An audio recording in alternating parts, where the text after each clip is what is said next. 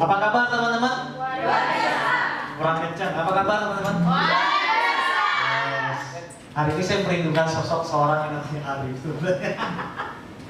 Aduh. Oke, hari ini kita masuk ke dalam bulan yang baru, ini awal bulan. Saya percaya bahwa kita hidup ini harus kita manfaatkan sebaik-baiknya, hidup ini harus kita maksimalkan sebaik-baiknya. Nah, bulan ini kita ada tema spiritual. Nah, teman-teman, kita nggak cukup untuk hidup terus belajar tentang keberadaan dunia saja. Kita perlu untuk memperbarui roh kita setiap hari. Kita perlu untuk lebih dekat lagi dengan Tuhan. Kita perlu untuk supaya hidup kita melekat kepada sumber yang tepat. Amin. Yes. Kalau kita melekat kepada sumber yang tepat, saya percayakan sumber dayanya itu jelas. Yes. Kekuatan, hikmah, pikiran semua jelas. Yes. Justru itu jangan sampai nempel sama yang nggak jelas. Takutnya nggak jelas juga ya. Nah, jadi kalau teman-teman lihat orang yang hidupnya nggak jelas, jangan-jangan nih, menurut saya ya. Nah, tema khotbah saya pagi ini adalah tentang doa. Mungkin teman-teman akan sebulan ini akan dibahas tentang kehidupan spiritual kita. Yes. Mungkin ada yang bang harus, walaupun saya nggak tahu nanti. Hari ini saya bahas tentang doa, terobosan doa. Teman-teman, siapa yang di sini rindu hidupnya ada terobosan doa dalam kehidupan? Saya yakin semua mau ya, semua mau ya. Siapa sih yang berdoa nggak mau dijawab sama Tuhan, betul? Nah, sebelum saya masuk ke dalam khotbah saya pengen nanya sama teman-teman beberapa dua pertanyaan kepada teman-teman. Yang pertama adalah saya pengen percaya bahwa doa itu memiliki kuasa. Sekali lagi, siapa yang percaya doa itu memiliki kuasa? Teman-teman, saya percaya. Yang angkat tangan saya nggak tahu. Nah, saya percaya kita ini tuh percaya bahwa doa itu memiliki kuasa. Itu sebabnya teman-teman pagi-pagi hari ini bangun tidur udah nggak mikirin apa-apa kesini. Maksudnya nggak mikirin kegiatan lain.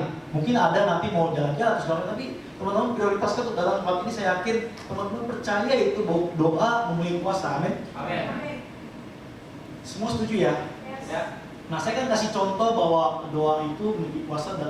Bagaimana orang-orang dalam Alkitab yang mencatat ketika mereka berdoa, kuasa itu menaungi hidup mereka. Nah, teman-teman tahu yang namanya Elia? Elia teman saya gitu. Alkitab mencatat bahwa Elia adalah orang biasa. Elia manusia biasa, sama seperti sahabat saya dan teman-teman tempat ini. Manusia biasa. Di sini siapa yang ada Superman? Gak ada ya. Siapa yang punya kekuatan super? Gak ada ya. Di sini semua manusia biasa, sama seperti Elia. Tapi Alkitab mencatat ketika dia berdoa, hari itu dia mengalahkan 400 nabi Baal. Dan itu terjadi demonstrasi kuasa doa besar-besaran, teman-teman. Hari itu Elia mengalahkan dengan kuasa Tuhan. Dia berdoa, dia mengalahkan 400 nabi Baal. Terus ada lagi Hana berdoa, dia bergumul, dia sedih, dia terpukul, hidupnya dia mendapatkan seorang anak hari dalam kehidupannya tapi nggak dikasih sama Tuhan, belum dikasih, belum dapat. Kalau saya jadi dia mungkin secara manusia saya mulai sedikit berpikir mungkin jangan-jangan saya sudah ditakdirkan tidak punya anak, tapi dia tetap berdoa. Dan ketika dia berdoa, apa yang terjadi? Tuhan kasih dia anaknya nggak nanggung teman-teman. Anaknya ini yang mentabiskan, kalau orang bilang, mentabiskan Raja Saul. Menjadi seorang raja. Siapa namanya? Samuel. Ini orang yang luar biasa. Jadi ketika dia berdoa, Tuhan kasih anak, tapi anaknya nggak nanggung teman-teman. Luar biasa banget. Jadi kalau kita berdoa, teman-teman mesti yakin ada kuasa di dalamnya. Teman-teman mesti percaya betul bahwa ada kuasa di dalam doa. Gitu loh teman-teman. Daniel teman-teman, Alkitab tulis ngapain? Dia berdoa itu sehari 3 kali, udah kayak makan. Mungkin ada lebih 5 kali, 5 kali. Tapi normalnya manusia pernah sehari 3 kali. Kenapa dia ketawa ya? 5 kali. Sorry, bukan gitu. Dan ini berdoa sehari 3 kali, bayangin teman-teman. Dan itu jadwalnya tepat sekali. Dia nggak pernah bolong. Sehari 3 kali. Sampai suatu waktu ditangkap. Alkitab tulis dia ditaruh di gua singa. Kira-kira singa-singanya itu kalau lihat Daniel mau makan apa enggak? Diterkam, harusnya mau dimakan. Ada 2 pilihan pada saat itu. Pertama, Daniel yang makan singanya. Kedua, singa yang makan Daniel. Jadi teman-teman bisa asumsikan, nggak mungkin Daniel makan singa. Kecuali dia bawa pedang atau mungkin segala macam. Dia kalahkan tuh singa dan dia bikin api. Saya nggak ngerti. Tapi di saat itu Daniel dimasukin tanpa diperlengkapi senjata. Dan kita tulis singa-singa itu diem aja tuh. keesokan harinya nggak terjadi apa-apa teman-teman. Dan dia nggak dimakan maksudnya itu. Dan lebih kerennya lagi bahwa ternyata singa-singanya itu Daniel sama singa, kita nggak akan, mungkin kita nggak tulis ya dia lagi ngapain berdua gitu, saya nggak paham ya. Tapi bisa bayangin secara fisik, secara naluri, secara kenyataan hidup aja, ada nggak sih manusia bisa mengalahkan singa dengan tangan kosong? Nggak ada.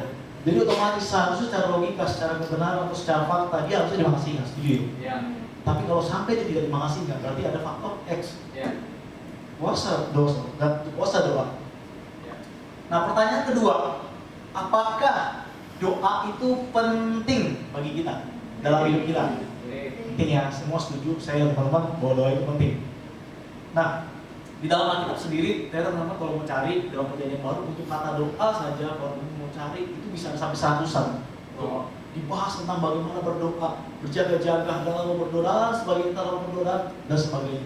Teman-teman harus paham bahwa ternyata doa adalah bagian terpenting yang nggak bisa dipisahkan dalam kehidupan manusia. Doa adalah bagian, adalah salah satu inti dari isi Alkitab juga teman-teman. Kita berdoa, kalau kita malas berdoa, kita nggak berdoa, kita sebenarnya nganggap doa itu penting apa enggak sih? Jangan-jangan selama ini kita yang malas-malasan nih nganggap doa itu nggak penting loh. Yang tahu siapa? Teman-teman dan Tuhan. Saya nggak tahu. Meskipun teman-teman saat ini ngomong, saya berdoa setiap hari. Kevo bangun jam 3, gue bangun jam 1. Ngapain tidur lagi? Canda teman-teman. Jadi kita harus tahu kenapa doa itu sangat penting. Karena doa satu-satunya akses kita menuju kepada Bapa atau kepada Tuhan. Coba dalam akses mana lagi kita bisa ketemu Tuhan?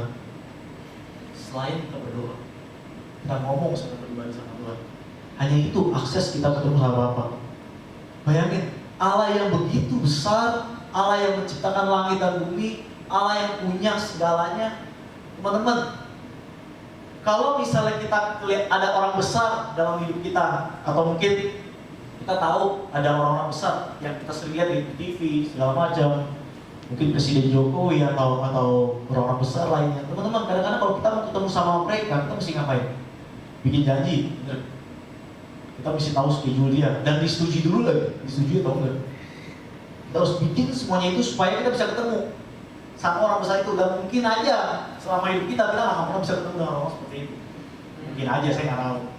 Saya nggak tahu kedepannya seperti apa hidup kita, apa pekerjaan kita, menunjang kita ketemu sama orang seperti itu. Tapi saya mau kasih tahu teman-teman bahwa Allah pemilik alam semesta ini mudah untuk ditemui teman-teman. Gampang banget, gampang, serius. Nggak perlu bikin janji proposal, Tuhan saya mau ketemu nih, nggak perlu. Cukup Anda sediakan tempat dan waktu berdoa, Anda bisa ketemu dengan Tuhan. Bayangin dia begitu luar biasa. Makanya Alkitab tulis dia itu omnipresent, dia hadir di mana aja dia maha hadir. Teman-teman nggak perlu khawatir Tuhan kesibukan, hari berdoa di sono, Mei berdoa di sana, Tuhan buat nggak perlu. Tuhan maha hadir. Dia bisa di mana aja, dia bisa dalam keadaan apa aja dia hadir di dalam hidup teman-teman. Gak usah pusing, itu kuasa dia, kuasa Tuhan. Nah perlu kita lakukan adalah kita berdoa sama Tuhan. Nah pertanyaannya seberapa penting doa itu dalam hidup kita? Padahal doa itu adalah akses untuk kita bisa ketemu sama Tuhan. Elia orang biasa, gak mungkin dia bisa ngalahin 400 Nabi Baal. Nabi Baal kalau dalam keadaan sekarang itu dukun ya, mungkin orang-orang yang bikin poster gelap segala macam. Bayangkan, Elia nggak mungkin bisa secara manusia mengalahkan para Nabi Baal itu. Daniel secara manusia nggak bisa mengalahkan singa-singa itu, nggak bisa membuka mulut singa, apalagi singa yang lagi lapar. Saya pernah baca atau pernah lihat di Facebook orang yang mati karena diterkam binatang peliharaan sendiri. Pernah ya? Dia pelihara binatang buas, tapi ternyata binatang buas itu malah terkamnya sendiri, makannya sendiri. Apalagi binatang tidak kita pelihara. Pasti dengan mudah untuk menyerang kita. Dia lihat kita sebagai mangsa, sebagai makanan yang wajib untuk dibunuh dan dimakan. Tapi hari itu dia nggak terjadi apa-apa sama Daniel. Kalau bukan karena dia berdoa, karena dia rajin berdoa, bukan karena kuasa Tuhan. Semua percaya nggak sih dia masih hidup enggak? Setuju ya sama saya ya? Fisiknya udah kalah jauh teman-teman. Sudah seharusnya kita, Tuhan kan nggak terbatas di dalam hidup kita. Dia begitu besar, dia maha besar. Kita ini yang terbatas, kita ini yang lemah. Sudah seharusnya kita mencari yang nggak terbatas itu teman-teman. Supaya apa? Kita yang terbatas, kita yang lemah, ketika kita ketemu sumbernya, kita ketemu sumber yang nggak terbatas itu. Yang nggak terbatas itu melengkapi hidup kita yang lemah ini, yang bodoh ini, yang terbatas ini menjadi terbatas. Anak kuasa Tuhan, teman-teman. Anak kuasa Tuhan. Ada amin nggak? Nah, berbicara tentang terobosan doa, seringkali kita asumsi gini. Hari ini saya punya pokok doa. Saya mau besok saya bisa beli motor NMAX contoh. Besoknya Tuhan jawab bisa beli motor NMAX. Puji Tuhan ya. Berarti doanya kejawab, betul. Terus hari ini saya juga berdoa. Oh ternyata si A lagi sakit, kakinya lumpuh. Dan segala macam. Nah, saya berdoa Tuhan Yesus sembuhkan dia. Dan puji Tuhan, dia yang tadinya lumpuh bisa melihat. Gitu. Oh bisa ya sama dia. Wah pada ngantuk berarti nih ya. Berarti depan doang nih yang ngantuk nih, luar biasa. Nah teman-teman, ternyata ketika doa dijawab itu memang itu betul, terobosan doa itu betul.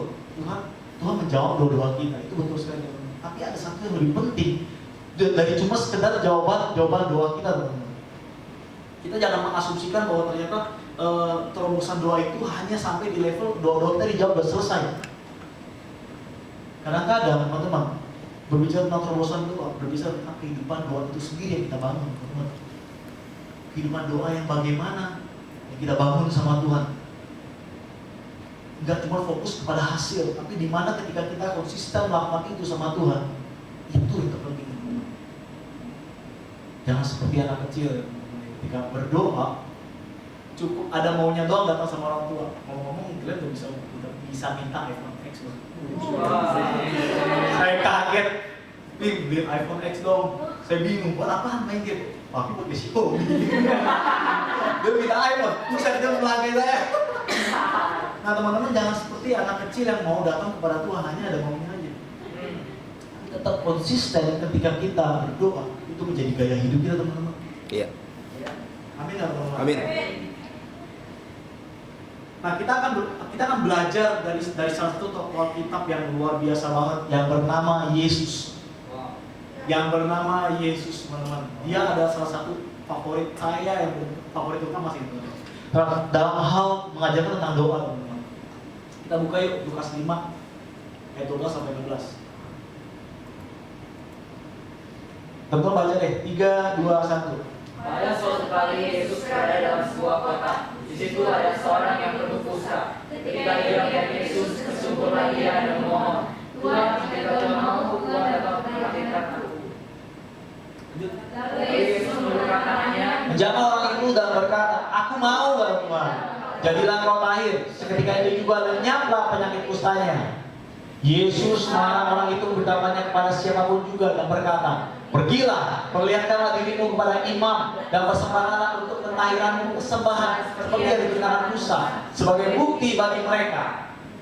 Tetapi kabar tentang Yesus semakin jauh tersiar dan datanglah orang banyak berbondong-bondong kepadanya untuk mendengar dia dan untuk disembuhkan dari penyakit mereka. Stop. Ya. Nah teman-teman, satu kali Yesus itu ketemu atau Yesus menjumpai orang sakit kusta ini datang sama Yesus.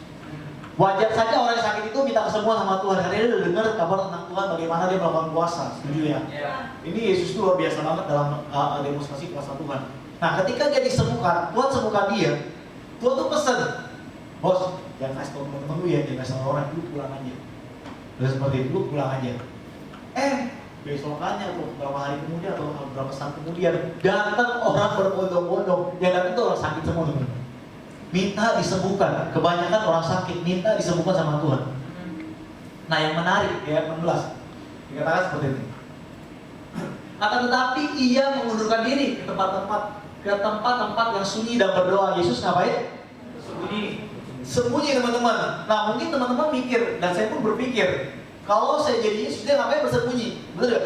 Kalau dia ngapain dia bersembunyi dan berdoa? Kalau saya jadi dia, udah saya ngakui satu mujizat nih, terus orang datang berbondong-bondong, orang sakit segala macam, saya akan layani mereka loh. Meskipun saya habis khotbah nih, terus di depan ngantri nih, puji Tuhan depan lagi ngantri. Mereka menerima Tuhan Yesus membaptis. Saya nggak akan ngumpet di belakang dan berdoa, enggak. Itu saya. Saya akan layani mereka, saya akan doakan mereka, saya akan mungkin mereka tidak mujizat atau segala macam. Mau sampai sore, mau sampai malam, begitu saya capek saya pulang, saya tinggal tidur. Kurang lebih begitu. Kalau saya sebagai hamba Tuhan pada saat itu. Tapi Yesus dia ambil waktu untuk mengundurkan diri. Lucu ya sebenarnya.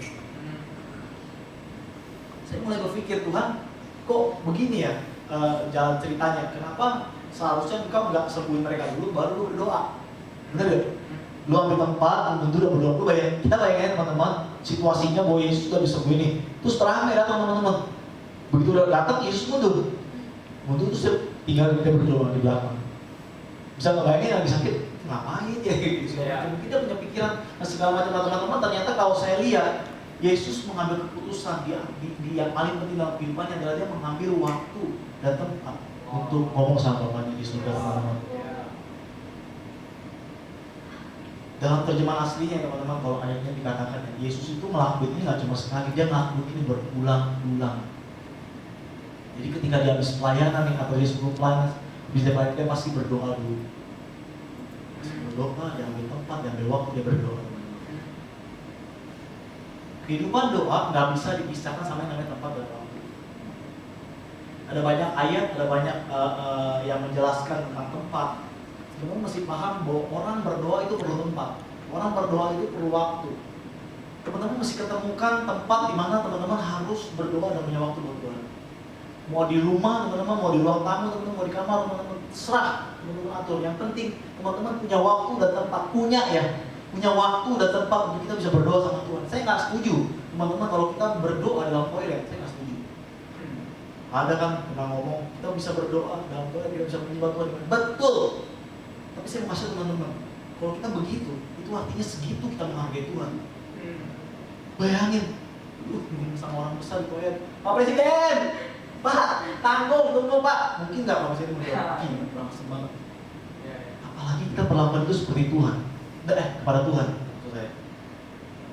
Jadi saya bukan menentang Tuhan itu nggak mahal, Tuhan hadir kalau lu kayak tiba-tiba, nggak kurang ajar kita ngomong sama Tuhan di toilet. Ngerti ya maksud saya ya? Jadi stop punya pikiran gue mau berdoa di toilet, tunggu gue lagi ngapain. Jangan. Stop punya pikiran kayak gitu. Mulai atur tempat dan waktu untuk kita belum bisa berdoa sama Tuhan.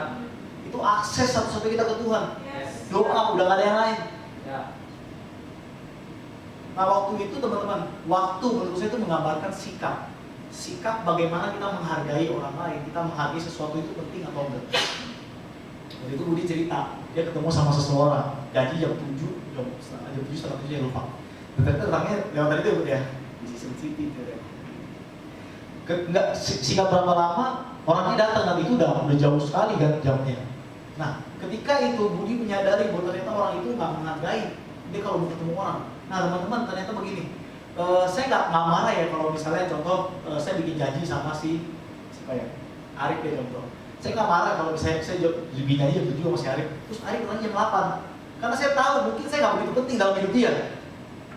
Mungkin saya nggak begitu, maksudnya nggak begitu prioritas dalam hidup dia untuk dia ketemu saya. Kejauhan, dia mah di bawah gua. Apalagi dia mau ngomongin soal musik. Gua datang juga dia diem. Begini. Contoh seperti itu. Karena orang dia merasa bahwa kita tidak penting dalam hidup dia, sehingga kita meremehkan waktu. Seringkali kita gitu masih sama Tuhan, teman-teman. Bener gak sih? Kita tuh bukan sediakan waktu sama Tuhan loh. Perhatikan baik-baik deh hidup kita. Coba kita telaah lagi. Gak usah jauh-jauh berapa bulan yang lalu, kemarin deh teman-teman. Saya nggak tahu teman-teman posisi dalam waktu atau enggak ya dalam hal berdoa. Kalau misalnya udah nanggung nih pulang sampai rumah jam 10 baru mandi segala macam, terus belum megang handphone atau belum kelar kerjaan, teman-teman mau yang mana dulu nih? Kalau saya jam paling mantap tuh jam 11. Jam 11 mau ada apapun, saya akan stop untuk berdoa dulu. Sama istri saya berdoa dulu. Kalau misalnya lagi tanggung jawab orang atau lagi tanggung main sosmed, saya stop dulu. Apapun itu, mau lagi bikin kok, mau ngapain. Kalau udah jam 11 paling mentok, saya akan berdoa sama istri saya. Udah gak bisa diganggu. Kalau saya udah tahu nih, schedule saya udah gak ngapa-ngapain, jam 10 saya udah mulai doa. Nah teman-teman, seringkali kita kasih Tuhan tuh yang sisa teman-teman. Kita kasih Tuhan tuh bukan segenap kekuatan, segenap jiwa, tapi sisa waktu. Udah tinggal berapa waktu, udah ngantuk waktunya tidur. Jangan lupa berdoa, Tuhan Yesus terima kasih. Amin. Itu kayak anak saya teman-teman. Itu kayak anak saya, seperti anak kecil. Bener, serius. Anak saya main game, main handphone. Begitu udah waktunya untuk berdoa, dia akan taruh. Tuhan Yesus terima kasih kayak mau tidur, haleluya, amin. Tidur. Udah, gak ada pusing apa-apa. Apakah Bapak pengen kita seperti itu? Enggak. Jawabannya nggak ada teman-teman. Bapak pengen waktu dan tempat yang khusus Ya. terus pribadi sama dia. Ya. Dan ini nggak bisa lagi teman-teman untuk ditawar-tawar lagi. Kalau kita makin seperti itu hidup, kita makin berantakan, artinya jam-jam kita tuh kita udah dipastikan bahwa Tuhan tuh nggak penting dalam hidup kita. Apa yang Yesus lakukan itu membuktikan dia menghargai Bapa di surga dengan memberikan posisi tempat terbaik, prioritas utama. Jadi dia sebelum melakukan aktivitas dia berdoa dulu sama Tuhan, sama Bapa. Markus 1 ayat 35 sampai 39. Pagi-pagi benar, ini pagi-pagi benar teman-teman. Jadi pagi-pagi benar. Waktu hari masih gelap, ia bangun dan pergi keluar. Ia pergi ke tempat yang sunyi dan berdoa di sana. Tetapi Simon dan kawan-kawannya menyusul dia. Lanjut. Waktu menemukan dia, mereka berkata, semua orang mencari engkau. Jawabnya, marilah kita pergi ke tempat lain, ke kota-kota yang berdekatan, supaya di sana juga aku beritakan Injil, karena untuk itu aku telah datang. 39. Lalu pergilah ia ke seluruh Galilea dan memberitakan Injil dalam rumah-rumah ibadat mereka dan mengusir setan-setan. Teman-teman, waktu Yesus masih sungguh-sungguh benar nih, dia udah berdoa. Terus Alkitab tulis, ternyata si Simon dan murid yang lain datangnya dia. Waktu Yesus masih berdoa, akhirnya terus masih gelap, betul gak? Masih gelap. Begitu Simon datang, hari sudah terang. Artinya murid-muridnya nggak berdoa, hanya Yesus yang berdoa saat itu. Dan ketika dia berdoa, teman-teman, Yesus itu nggak merasa, maksudnya bukan menganggap harusnya jam segini, enggak. Tapi dia tahu persis hari itu dia bakal sibuk, teman-teman. Hari itu dia bakal full untuk melayani. Dan gak ada waktu lagi untuk sisihkan selipin lagi untuk berdoa dulu. Gak ada, teman-teman.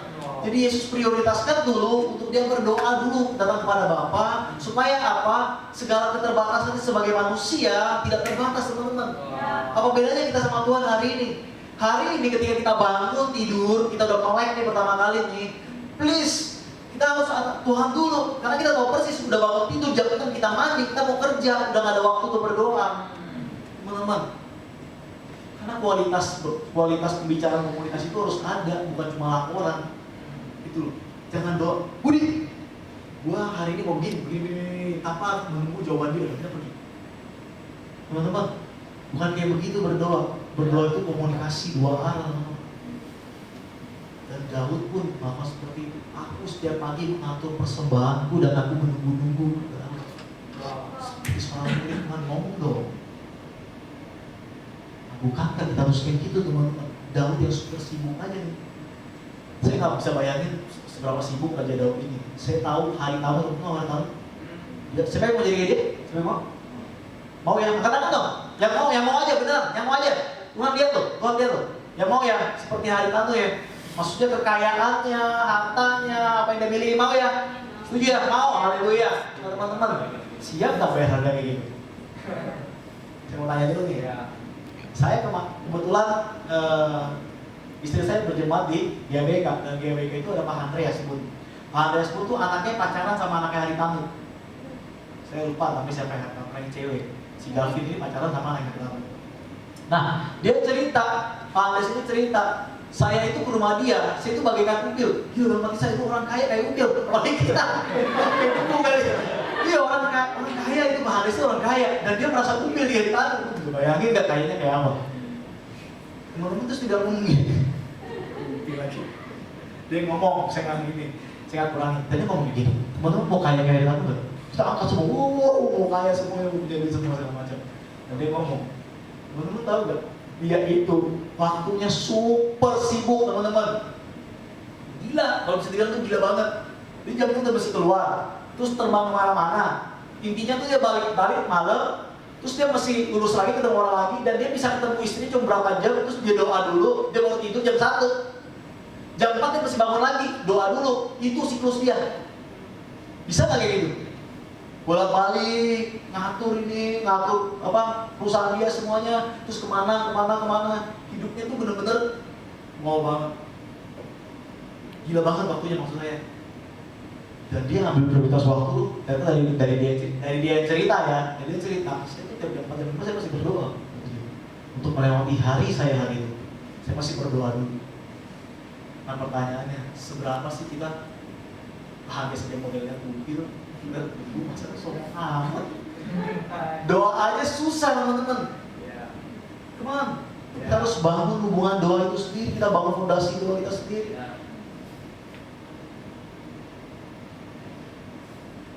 Pada waktu murid-muridnya ngomong sama Yesus, Guru, semua orang cari kamu. Tuhan Yesus nggak kaget. Bayangin kalau itu Bud, pagi-pagi nih, kita tuh kalau dia bangun. Dia udah bangun, begitu udah bangun. Bud, semua orang nyariin lu. Saya yakin Budi kaget. Hah? Siapa yang nyariin gua? Kenapa? Semua orang nyariin lu, Bud. Gini lu ngapain, Bud? Dia harus mikir. Tapi Yesus nggak kaget. Yesus nggak pernah kaget akan hal itu. Karena dia tahu persis dia harus melewati itu semua. Schedule itu udah jelas banget. Hidup untuk memberitakan Injil itu, melakukan mujizat dan lain sebagainya. Dan dia tahu padat banget. Orang bakal datangin dia segala macam. Dan dia prioritasin Tuhan dulu, dia prioritasin berdoa dulu kepada Bapaknya. Dan ada yang lain dia lakuin. Pagi-pagi betul dia lakuin. Dan ini nggak sekali teman-teman, setiap hari dia lakuin teman-teman. Setiap hari teman-teman. Bayangkan seorang yang namanya Yesus aja yang berdoa. Kita manusia biasa. Sombong amat, sok. Jangan terlalu sok sibuk gitu loh teman-teman. Waktu itu 24 itu udah dikasih 24 jam, kita manage dengan baik. Kalau kita nggak bisa manage dengan baik, dikasih 30 jam, 40 jam itu nggak bisa. Selamanya kita keluh, Tuhan minta waktu lagi dong. Abang saya begitu tuh, menyayang juga sih. Begitu tuh, waktunya kacau sekali, luar biasa. Saya bilang sama dia, lu dikasih 50 jam tuh nggak akan bisa kalau mau kayak begini.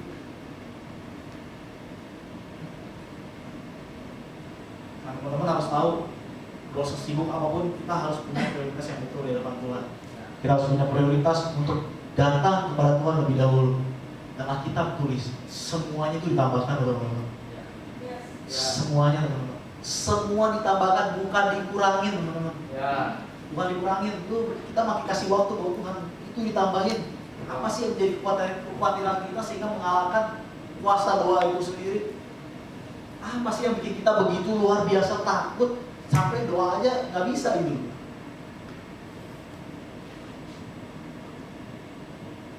Mungkin teman-teman nanya, kalau saya kasih waktu saya buat Tuhan, saya dapat apa? Kalau saya kasih waktu saya buat Tuhan, saya dapat apa? Teman-teman, bukan itu. Sekarang kalau teman-teman kasih waktu buat Tuhan, Tuhan bakal ngomong gini, apa sih yang mau kasih buat Tuhan? Wow. Kita prioritasin Tuhan nih, apa sih yang mau kasih buat Tuhan? Contoh saya orang yang berkecukupan. Hari-hari. Contoh. Anak saya nih, dia selalu bersikap baik sama saya, dia pikirin saya, terus segala macam. Terus dia maksudnya ketika ada apa-apa dia datang dulu kepada saya, dia laporan dulu, dia begini, segala macam. Teman-teman, suatu hari kalau ada yang nanya sama saya, gila lu gituin dia, anak lu dapat apa? Saya akan jawab bukan dia dapat apa, tapi apa sih yang gue mau kasih buat dia? Apa yang gak gue kasih buat dia dengan segala kepunyaan saya ya, sebagai kapasitas, contoh model Haritano, contoh. Sama Tuhan juga gitu, dengan kapasitas dia pencipta alam semesta. Kita kayak begitu, apa sih yang gak gue kasih buat lu kata Tuhan? Coba sebutin. Apa yang gue kasih? Kita jangan terjebak sama model-model seperti itu teman-teman. Justru kadang-kadang kalau kita nggak berdoa dulu, kita nggak prioritasin Tuhan lebih dulu, justru hidup kita nggak lebih baik. Serius nih. Kalau fondasi doa kita nggak dibangun ya, justru hidup kita nggak lebih baik. Teman-teman mungkin secara fisik merasa baik-baik aja, tapi ada satu waktu di mana ketika badai itu datang, masalah itu datang, hancur, hancur total rasanya. Abraham, dia nanti-nantikan anaknya luar biasa loh. Itu nggak lama loh, nggak 2 hari loh. Begitu dikasih, Tuhan minta anaknya.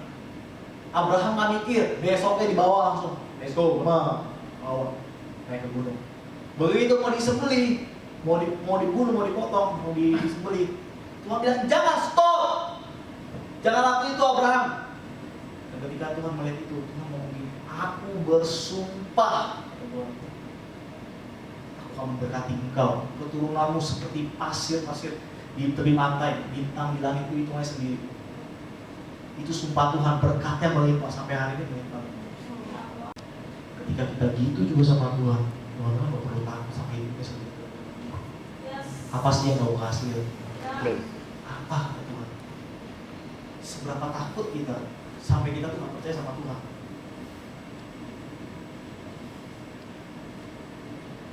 Matius 26 ayat 3 sampai 39. Tinggal 15 menit lagi, pas. Saya akan kurang dari 15 menit. Maka sampailah Yesus bersama murid-muridnya, bersama-sama murid-muridnya ke suatu tempat yang bernama Getsemani. Getsemani teman-teman. Lalu ia berkata kepada murid-muridnya, duduklah di sini. Sementara aku pergi ke sana untuk ngapain Yesus? Berdoa. Dan ia membawa Petrus dan kedua anak Zebedius sertanya. Maka mulailah dia merasa sedih dan gentar. Teman-teman, sedih dan gentar itu bisa dianalogikan seperti apa sih? Gemetar boleh ya? Takutnya luar biasa banget itu. Gentar. Lanjut. Lalu katanya kepada mereka, hatiku sangat sedih. Ini Yesus yang ngomong. Hatiku sangat sedih. Seperti mau mati rasanya. Tinggallah di sini dan berjaga-jaga dengan aku. Bayangin, level Yesus yang setiap hari doa sendiri. Ini di level ini dia minta temenin. Lanjut. Maka ia maju sedikit lalu sujud dan berdoa, katanya, ya Bapakku, jikalau sekiranya mungkin, biarlah cawat ini lalu daripadaku. Tetapi janganlah seperti yang kukehendaki, melainkan seperti yang Kau kehendaki. Ada dua hal dalam poin ini yang saya bagi teman-teman. Yesus ketika datang sama Bapa dan surga, Anda bisa bayangkan itu ada rasa di mana dia tuh takutnya sampai mau mati teman-teman. Alkitab tulis dia nangis itu sampai kayak peluk darah. Saya nggak ngerti itu ketakutan seperti. Siapa yang pernah merasa takut? Saya pernah merasa takut loh. Saya pernah merasa takut. Tapi saya nggak pernah ngerasain takut sampai mau mati itu nggak pernah. Nggak pernah teman-teman. Even saya nggak punya duit nih, saya nggak ngerasa mau mati gitu. Banyak kan orang di luar sana bilang duit itu masih segala, tapi kalau nggak ada duit, rasanya mau mati. Duit nggak mau mati. Tapi kalau nggak ada duit, rasanya mau mati. Dan saya nggak pernah ngalamin hal seperti itu. Rasa takut yang mau mati itu seperti apa? Saya nggak bisa gambarin. Dan Yesus saat itu gambarin ketakutan untuk rasa sakit yang luar biasa, ketakutan untuk mati. Dan itu benar-benar manusiawi itu dia tuh timbul semuanya dan dia berdoa teman-teman. Kenapa yang terjadi? Dia minta sama Bapak. Bapak, kalau boleh nih, kalau boleh, cawat ini lalu daripada aku ya Bapak. Apa sih maksudnya? Poin pertama teman-teman, Anda, kita semua berdua nih, kita nih, Anda, saya teman-teman, itu sebagai anak boleh minta apa aja sama Bapak. Anda berhak, teman-teman berhak minta apa aja sama Bapak. Minta, Alkitab tulis, ketuk itu dibukakan, minta akan diberi, cari akan mendapatkan. Nah kita harus belajar untuk minta sama Bapak, itu hak kita, betul-betul hak kita teman-teman. Untuk minta sama Bapak. Kita minta kerajaannya datang, kehendaknya jadi, kita dicukupkan dalam segala makanan dan sebagainya. Itu kita minta nggak salah teman-teman. Porsi atau posisi kita sebagai anak untuk minta pemelihara sama Bapak itu wajib, teman-teman. Itu udah keharusan. Kita harus minta sama Bapak. Nah teman-teman, kalau saya punya anak saya tiap hari mintanya sama Budi mulu. Sebut lagi. Budi. Minta ini dong. Oh iya. Korendi. Minta pergi dong. Korendi. Papi nggak beli iPhone X, minta iPhone X dong. Korendi. Ajak jalan-jalan dong ke mana dong? Ke Budi Nyaka. Lihat teman-temannya Budi segala macam. Nah teman-teman, terus ada orang ngomong ke saya nih, Mei ngomong ke saya, contoh. Bojo, itu anak lu tuh, bojomu saya begini. Kenapa Mei? Masa dia minta apa sama si Randy segala macam, teman-teman. Saya yang dengar itu malu. Malu, Tuhan juga kayak gitu teman-teman. Minta kesembuhan sama yang lain, minta berkat sama yang lain. Anda sedang mempermalukan Tuhan sebenarnya. Sebenarnya Tuhan tadi pun masih dipermalukan, tapi Anda mempermalukan Tuhan sebenarnya teman-teman. Kasihan. Saya yang kasihan sebagai bapaknya. Tapi kabar baik yang Tuhan gak pernah tolak teman-teman. Minta berkat sama sumbernya teman-teman, minta kesembuhan sama sumbernya, minta mujizat sama sumbernya, jangan sama yang lain. Dan untuk itu harus punya waktu dan tempat teman-teman. Kita berdoa, Yesus kita Getsemani ini bukan kemarin doang dia berdoa sebelum mati, bukan itu kan. Dia berulang-ulang di situ. Karena ada sejarahnya, ada satu pohon dan Yesus sering duduk di situ. Ini berulang-ulang dia kerjakan, ada tempat favorit untuk dia berdoa sama Bapa loh teman-teman. Dan ketika dia berdoa, tahu nggak ngapain? Malaikat Tuhan datang. kasih kekuatan teman-teman. Iya benar. Iya loh. Masalah tetap ada. Bener gak? Masalah tetap ada. Ketika dia berdoa, Tuhan kasih kekuatan dan dia ngadepin gak? Ngadepin teman-teman. Berhasil gak? Berhasil. Dia sukses jadi Tuhan yang mati bagi manusia. Coba bayangin kalau itu dia putusin. Doa, aduh Tuhan, gue takut kabur dia, kemana gitu kan? Kita nggak ditebus sampai saat ini. Demikian juga saat ini. Kita punya masalah apa nih? Seberat apapun, ayo dah, modal untuk doa kok. Izin sama Tuhan. Tuhan, berat Tuhan. Minta tolong, kalau boleh masalah ini cepat berlalu. Saya harus bagaimana? Ketika kita datang kepada yang tidak terbatas, hikmat itu, kekuatan itu dikasih sama Tuhan teman-teman. Mau ambil nggak pertanyaannya? Mau ambil nggak? Kita yang nggak mau ambil. Tuhan nggak pernah tolong teman-teman. Kita yang ada masalah nggak pernah datang sama Tuhan. Doa itu nggak penting. Kita nggak penting. Orang-orang yang nggak pernah berdoa, orang-orang yang nggak pernah kasih waktu untuk mau berdoa, saya rasa dia orang nggak butuh doa. Orang yang nggak butuh Tuhan, dia merasa dia nggak butuh Tuhan. Dan orang seperti ini nih, yang saya bilang, sebentar aja ada masalah dikit aja, Anda bisa hilang, dia bisa hilang. Yang kedua saya minta di ayat 39.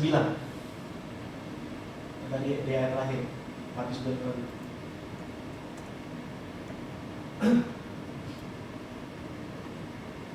Nah, kita udah minta nih, maksudnya kita udah berhak, kita udah minta sama Tuhan, banyak hal yang kita minta sama Tuhan. Tuhan, gue minta ini, minta itu segala macam. Tapi Yesus kasih contohnya terbaik teman-teman.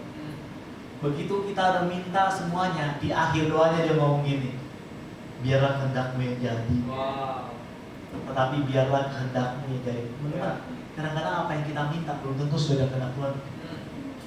Kita minta sama Tuhan, Tuhan tolong selamatkan A, B, C, D, gini. Di akhir doa kita, boleh nggak kita bilang, Tuhan biarlah kehendakmu yang jadi. Artinya apa sih teman-teman? Artinya apa? Artinya kita percaya sama master plan-nya Tuhan buat kita itu terbaik. Amin. Yesus mempercayakan hidupnya kepada master plan-nya Bapa. Makanya ketika saya berdoa, dia bilang kehendakmu yang jadi. Dan dia disalibkan, dia mati. Dan 3 hari kemudian dia bangkit. Apa yang terjadi? Dia selamatkan kita semua teman-teman. Semua orang beroleh hidup yang kekal akibat karena Yesus percaya betul master plan-nya Bapa. Hari ini kalau Tuhan izinkan kita mungkin agak sedikit muter teman-teman. Agak sedikit keliling kemana segala macam, sedikit agak melangkah dan jauh, sedikit berjalan jauh. Teman-teman harus percaya bahwa Tuhan punya master plan itu tak pernah salah, tak pernah salah teman-teman. Jangan pernah berhenti untuk berdoa, karena Yesus nggak pernah berhenti untuk berdoa. Orang-orang yang takut akan Tuhan nggak pernah berhenti untuk berdoa, karena apa? Dia tahu persis bahwa pertama adalah mengandalkan Tuhan. Ketika dia berdoa itu dia udah ngandalkan Tuhan, dia taruh satu hari itu untuk Tuhan bekerja, untuk Tuhan menyertai, untuk Tuhan berkati hidupnya. Masalah tetap ada. Tapi kekuatan itu, hikmat itu dikasih sama Tuhan teman-teman. Bisa lewat satu hari itu. Saya kemarin saya ke rumah duka. Sekali meninggal 2 orang, masih kenal. Masih muda, umurnya 26. Umurnya 26 tahun. Dan dia ternyata sudah 1 tahun yang 1,8 bulan, 1 tahun 8 bulan yang lalu dia divonis dokter. Bukan divonis sebenarnya, dokter nggak berani ngomong. Bayangin sampai akhir hayatnya tuh keluarga nggak pernah tahu penyakitnya apa. Macam apa saya pikir. Lucu ya. Jadi ketika itu dia lagi berdiri, memang selama ini dia baik-baik aja.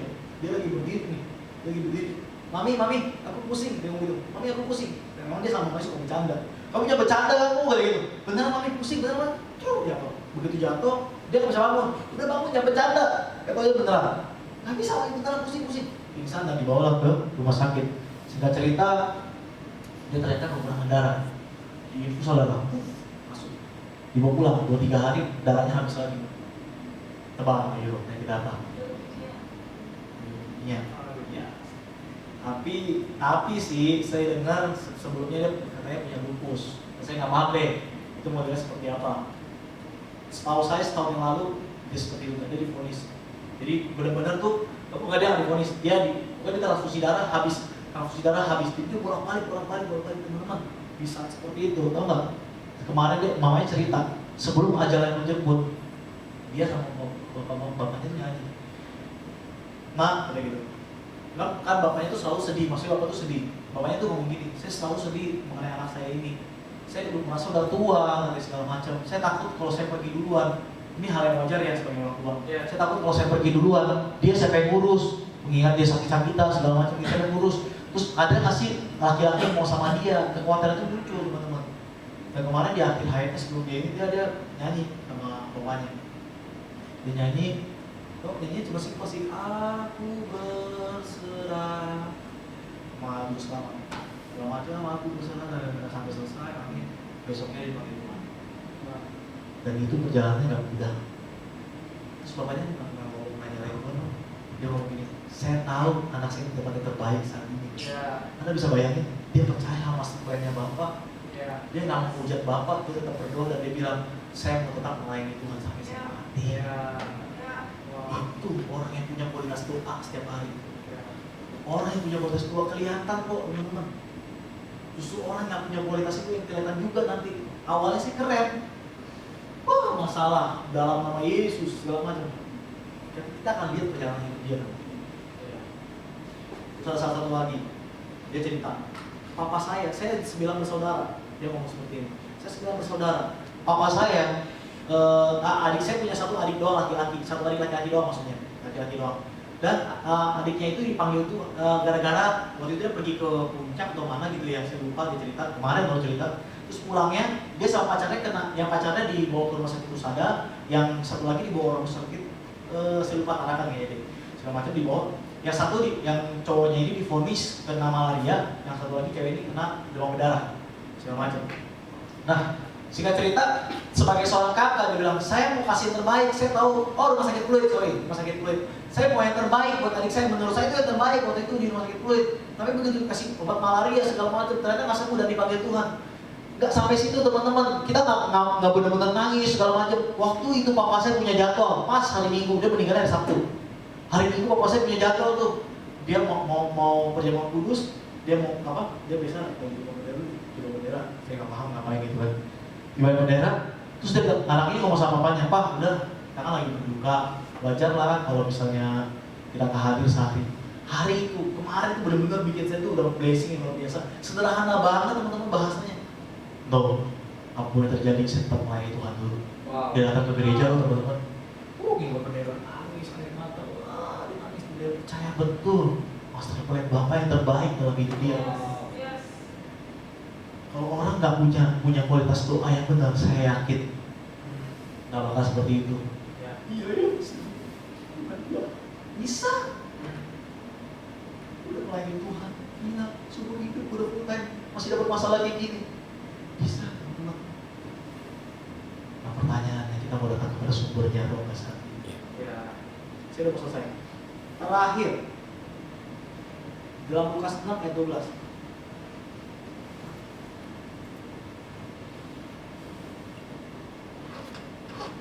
Pada waktu itu pergilah Yesus ke bukit untuk berdoa dan semalam-malaman ia berdoa kepada Allah. Teman-teman, semalam-malaman Yesus itu udah benar-benar punya waktu yang konsisten. Pagi dia berdoa, malam dia berdoa, dan dia nggak pernah mengubah jam doanya itu, teman-teman. Nah, saya mau kasih teman-teman, kita harus belajar dari model seperti ini nih. Yang jam doanya sudah ditetapkan, yang nggak boleh diganggu-gugat segala macam, dan benar-benar kita prioritas waktu buat Tuhan. Udah selesai. Kita konsisten kasih waktu buat Tuhan, kita benar-benar sediakan waktu, teman-teman. Jangan pernah kita sisain waktu. Mulai hari ini kita belajar bahwa doa itu punya kuasa, doa itu penting. Oleh sebab itu, karena dia penting dan punya kuasa, kita mesti punya waktu dan tempat untuk kita berdoa. Ya. Amin nggak teman-teman? Amin. Ayo, mulai malam ini kita mulai. Saya nggak tahu gimana hidup teman-teman. Saya udah mau selesai. Saya nggak tahu teman-teman. Saya nggak tahu nih bagaimana gaya hidup teman-teman. Terus bagaimana anggapan teman-teman mengenai doa. Banyak doa yang diajarkan, bagaimana doa mengalami doa yang dijawab Tuhan, bagaimana doa yang tidak bertele-tele, itu memang diajarkan. Dan hari ini saya khusus kasih tahu teman-teman, kita harus punya waktu itu benar-benar sendiri, teman-teman. Kita punya prioritas itu sendiri. Gak bisa kita nyisain waktu buat Tuhan terus ngarep hal yang besar, gak bisa. Karena Tuhan melihat hati kita, teman-teman. Dia nganggap kita tuh nganggap dia penting atau enggak sih sebenarnya. Dan itu terbukti dari bagaimana cara kita memperlakukan Tuhan. Kalau kita anggap Tuhan nggak penting, ya udah. Jangan minta yang mustahil, teman-teman. Karena ketika kita datang kepada sumber yang tak terbatas, kita yang terbatas ini, kita yang bodoh ini, kita yang lemah ini, Tuhan perlengkapi, teman-teman. Ukuran orang terpintar di dunia siapapun itu, di hadapan Tuhan dia bodoh. Tetap aja kita diciptakan dan dia pencipta selalu lebih pintar dari penciptaan. Oleh sebab itu kita udah sadar nih, kita penuh dengan kelemahan, kita udah sadar kita penuh dengan keterbatasan. Yuk datang, ada satu sumber nih, yang terbatas nih. Yuk datang, ada satu sumber nih, kuat. Yuk datang, ada satu sumber yang penuh dengan hikmat. Yuk datang, ada satu sumber yang penuh dengan air kehidupan, di mana ketika kita datang sama dia, kita gak pernah haus lagi, teman-teman. Saya suka banget analogi Kevin kemarin. Marilah datang kepadaku yang lesu berat. Betul? Waktu itu disampaikan. Benar, analogi itu sederhana. Tuhan kasih kelegaan, kita minum ya. Bukan berarti gak ada masalah, teman-teman. Tapi kita dikasih kelegaan, dikasih kekuatan untuk menghadapi itu masalah lagi. Dan kita keluar sebagai pemenang. Kita keluar sebagai pemenang, teman-teman. Tahun 2020 diprediksikan bahwa ekonomi dunia akan semakin memburuk. Teman-teman kalau baca, itu orang-orang kaya udah mulai pindahkan tuh harta-harta mereka. Mereka udah prediksi itu bakal terjadi resesi ya. Maksudnya saya nggak tahu bahasanya resesi ya. Mereka udah prediksi akan terjadi segala macam. Kita bayangin, kita harus kalau memang itu terjadi, harusnya kita sudah siap, teman-teman. Kita sudah siap. Dan kalau nggak ada kuasa yang terbatas itu, kita ini bukan apa-apa. Kalau kedepannya nanti, teman, mari kita berikan waktu buat berdoa sama Tuhan. Yaitu Bapak kita, teman-teman, minta maka akan diberi. Yuk belajar intim sama Tuhan, berdoa. Sebelum anak ini meninggal, dia mau bersama Bapaknya. Pak, saya mimpi rumah saya sudah jadi. Hampir jadi ya rumah, hampir jadi. Lagi dibangun segala macam. Gak lama, 2-3 hari meninggal. Teman-teman, yuk kita bangun hubungan dengan Tuhan. Kita bangun hubungan sama Tuhan. Ketika kita pulang ke rumah Bapa, rumah kita udah jadi. Amin. Mari kita berdoa. Kami bersyukur padamu Tuhan.